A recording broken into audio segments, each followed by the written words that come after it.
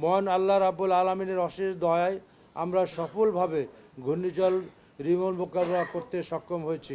মাননীয় প্রধানমন্ত্রীর দিক নির্দেশনায় দুর্যোগ ব্যবস্থাপনা ও ত্রাণ মন্ত্রণালয় গত কয়েকদিন ধরে ব্যাপক প্রস্তুতি গ্রহণ করে, যার ফলে বড় ধরনের কোনো ক্ষয়ক্ষতি হয়নি। আপনারা জানেন, গতকাল সন্ধ্যা থেকে ঘূর্ণিঝড় রিমাল বাংলাদেশের উপকূল এলাকায় আঘাত হানে, যার প্রভাব এদেশের বিস্তীর্ণ এলাকায় আজও অব্যাহত রয়েছে। রিমালের কারণে উপকূলীয় এলাকাসমূহে পানি ঢুকে মানুষের স্বাভাবিক জীবনকে ব্যাহত করেছে। বেশ কিছু ঘর বাড়ি ক্ষতিগ্রস্ত হয়েছে। দেশব্যাপী বৃষ্টিপাত অব্যাহত থাকায় অনেক জায়গায় জলাবদ্ধতা সৃষ্টি হয়েছে। আমরা সরকারের সকল বিভাগের সঙ্গে সমন্বয় রেখে দুর্যোগপূর্ণ কার্যক্রম পরিচালনা করেছি। এখন দুর্যোগ পরবর্তী কর্মকাণ্ড চালিয়ে যাচ্ছি। বাংলাদেশ আবহাওয়া অধিদপ্তর নিবিড়ভাবে পর্যবেক্ষণ করে পূর্বাভাস দিয়েছে এবং আগাম কার্যাবলী, অ্যান্টিসিপেটরি অ্যাকশন ও সারা প্রধানের সিদ্ধান্ত গ্রহণের জন্য বিভিন্ন তথ্যপত্র দিয়ে সহযোগিতা করেছে। এ পর্যন্ত প্রাপ্ত তথ্য অনুযায়ী খুলনা, সাতক্ষীরা, বরিশাল, পটুয়াখালী, ভোলা ও চট্টগ্রামের মোট 10 জনের মৃত্যুর খবর পাওয়া গেছে। মোট 19টি জেলা ক্ষতিগ্রস্ত হয়েছে। জেলাগুলি হচ্ছে খুলনা, সাতক্ষীরা, বাগেরহাট, ঝালকাঠি, বরিশাল, পটুয়াখালী, পিরোজপুর, বরগুনা, ভোলা, ফেনী, কক্সবাজার, চট্টগ্রাম, নোয়াখালী, লক্ষ্মীপুর, চাঁদপুর, নড়াইল, গোপালগঞ্জ, শরীয়তপুর এবং যশোর।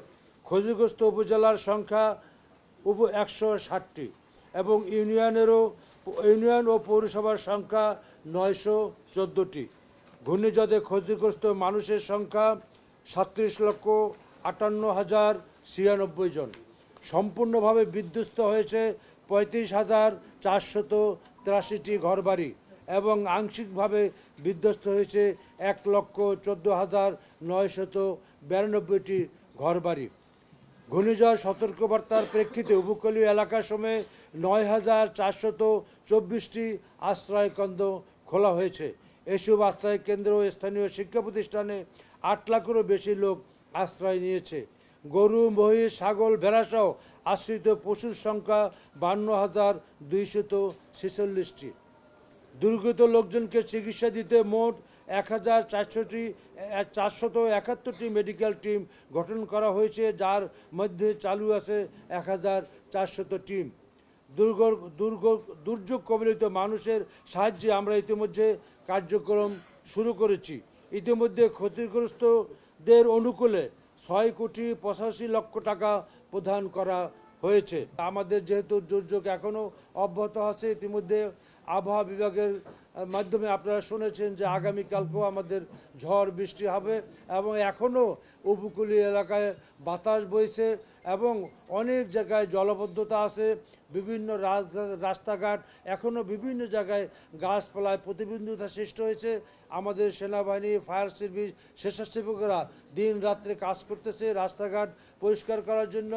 জলাবদ্ধতার জন্য আমাদের বিভিন্ন পানি সম্পদ মন্ত্রণালয় সহ বিভিন্ন কাজ করতেছে। এছাড়া আমাদের যে যোগাযোগ ব্যবস্থার জন্য আমাদের রোড সহ বিভিন্ন স্থানীয় সরকার সহ বিভিন্ন মন্ত্রণালয় কাজ করতেছে। এক কথায় আমাদের কার্যক্রম অব্যাহত রয়েছে যতক্ষণ পর্যন্ত আমরা সম্পূর্ণভাবে বুঝবো যে এই ঘূর্ণিঝড়টি থেকে আমরা নিরাপদ, ততক্ষণ পর্যন্ত আমাদের সমস্ত কার্যক্রমগুলি অব্যাহত থাকবে। আপনারা